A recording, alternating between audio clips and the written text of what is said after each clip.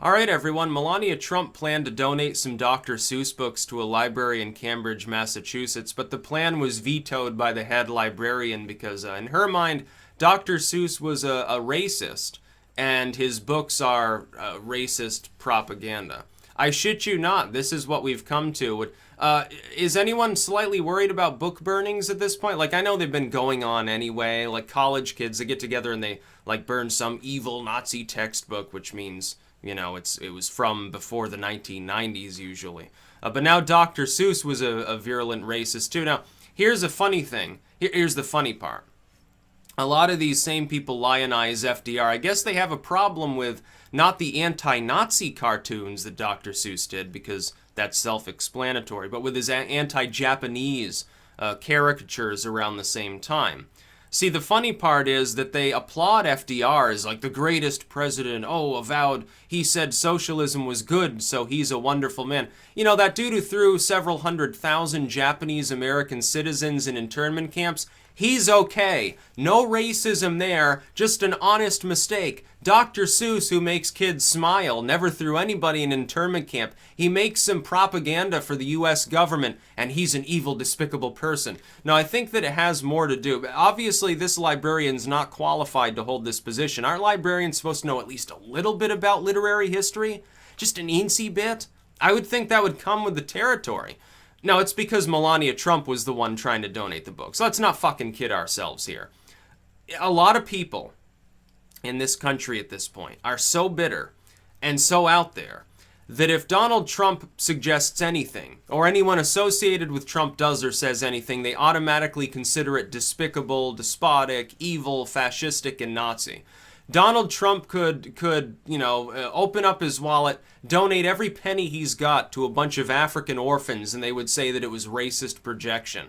Donald Trump could save a drowning puppy. He just jumps into the Potomac, saves the puppies. Oh, he did it for a photo shoot. That's what people have gotten to at this point. Dr. Seuss, the evil racist.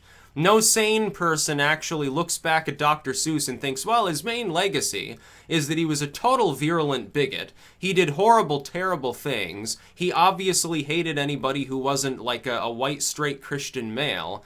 And so Dr. Seuss, we should ban those evil, racist books. Now, good luck at that, by the way. These are the same librarians that I seem to remember. There was a time, how long ago was it? Oh, it was just after 9/11. U.S. government wanted to come in and look at people's library records, prevent libraries from stocking certain types of texts. Oh, this could be used as a flight manual. Oh, we can't have that, certainly.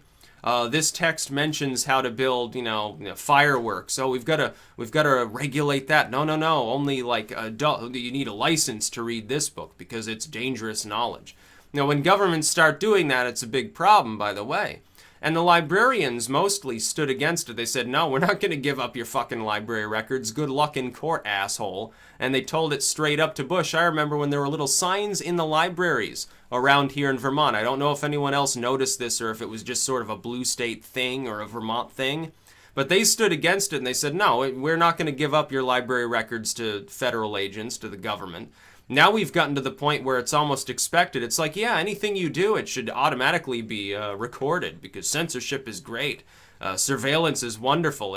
It keeps us safe, says all the little sheep-like proles.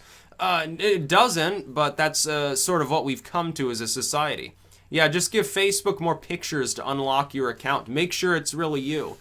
Yeah, it makes a lot of sense. Tech firms, they're not the government, so it's different. But then they're trying to donate books. It's like, get a life and read a book so that you're not ignorant. Oh, no, that's evil. Yeah, we're a library, but we're going to reject these books because who's giving it to us?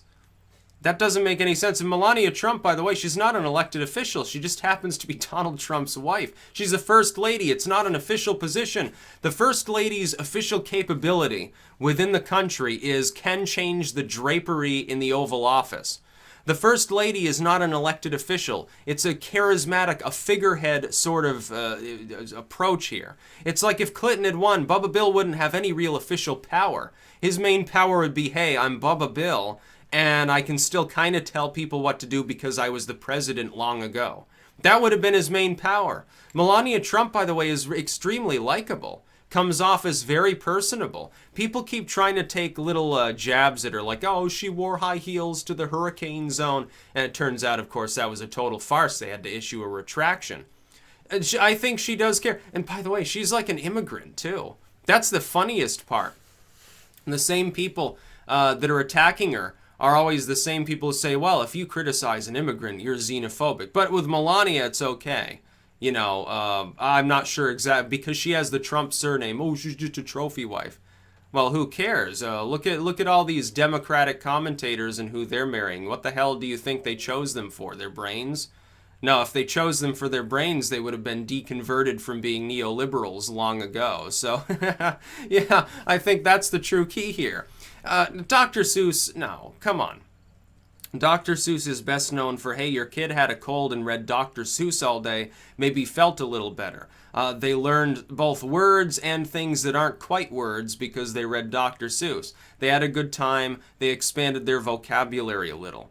When we get to the point where we start wanting to ban books or reject books, because it's like what they did with H.P. Lovecraft. Oh, we can't have him on the literary award here anymore because H.P. Lovecraft had bigoted views. Well, no shit, he lived 100 years ago. That was normal back then. Everyone had those views. There's some so-called progressive. They didn't have to be white either.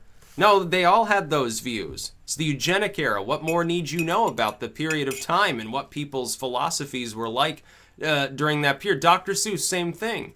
There was all sorts of, by the way, the U.S. government itself, championed by people like FDR, that eternal great savior next to Obama himself, the Messiah for the Democratic Party. FDR himself, he was a self-stated virulent bigot up until the day he died. He never expressed regret over his bigotry. Dr. Seuss did.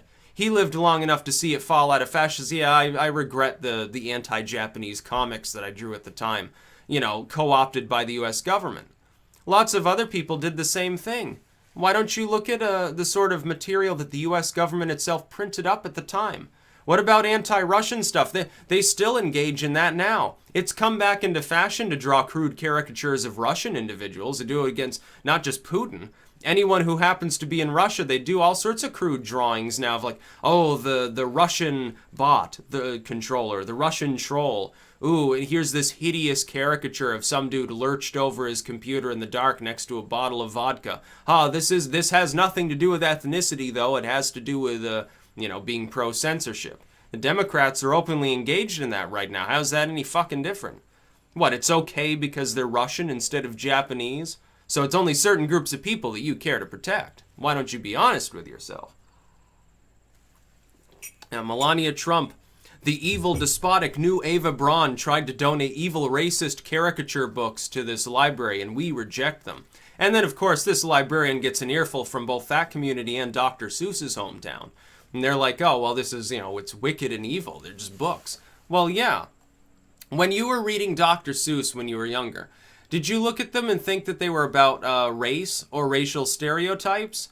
No, you probably thought it was about some weird caricature that rhymes all of the time, even when there's no word to actually rhyme with it. That's what you thought of probably when you were reading Dr. Seuss. Why don't you at least go after books that, actually have racially tinged content instead of some kid's book, which is like Hop on Pop or something?